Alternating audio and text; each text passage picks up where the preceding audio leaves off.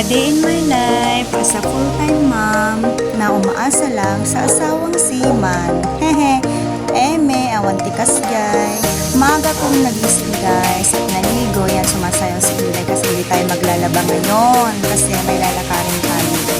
Samahan niyo ako, pupunta kami sa tayo guys. Tara! Sara muna natin tong bahay bago natin makalimutan guys. Yan, doon yung asawa ko naghihintay. Wait mo ako dyan. Baba muna tayo sa pinakamataas na hagdan namin. Yan, dito mawawala sa daily vlog ko guys. Yan, labas na tayo.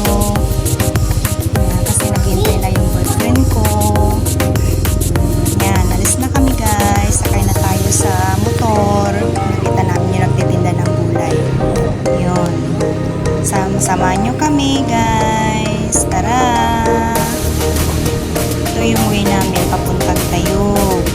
Yan. Sama kayo sa ride namin. Bilisan natin guys para madali tayong makarating. Yan na. Yan. Dito na tayo sa Tayug. Yan. Siyempre, ang first destination natin ay Rich Sun. Kasi may plan akong bibilin kaso nakasara pa. Punta muna tayo sa BDO kasi plan kong mag-withdraw. Kaso lang, pagdating namin dun guys, ay nakasira. Mat-adya ATM na anything. No transaction. So, tas balik na lang tayo sa Rich Sun. Ayan, pasok na tayo guys kasi may bibilin ako dito. Ayan, tingin-tingin.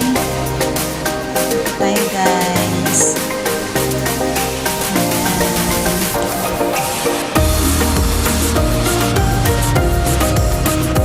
Asawa ko, kala mo kung makatingin ang gandang babae.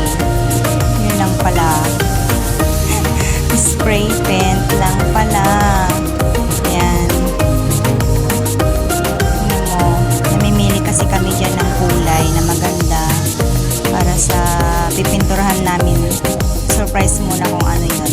Tapos ito yung napili namin dalawa. Black and clear. Ito lang yung binili namin guys. And then, syempre, Jarcos ti mata tayo ante. Lalalo si tayo nga nanay nga mahilig iti. Charan, ukay-ukay. Hindi makakalimutan dumaan dito guys pag pumupunta kami ng tayo. Yan, sinong mahilig? Yan, kaya lang kalimutan ko bumili ng vitamins. Balik ako sa butika guys. Yan, syempre, health is wealth.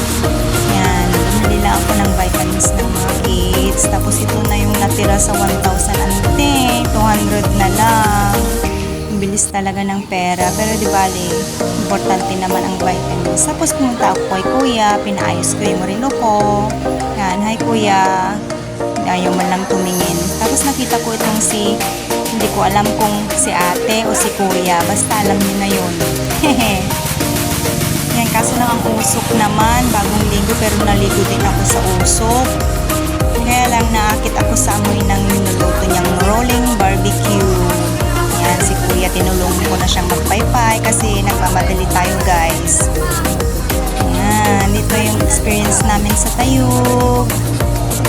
Sarap yan guys. Mabilin, dami niyang customer. Yan.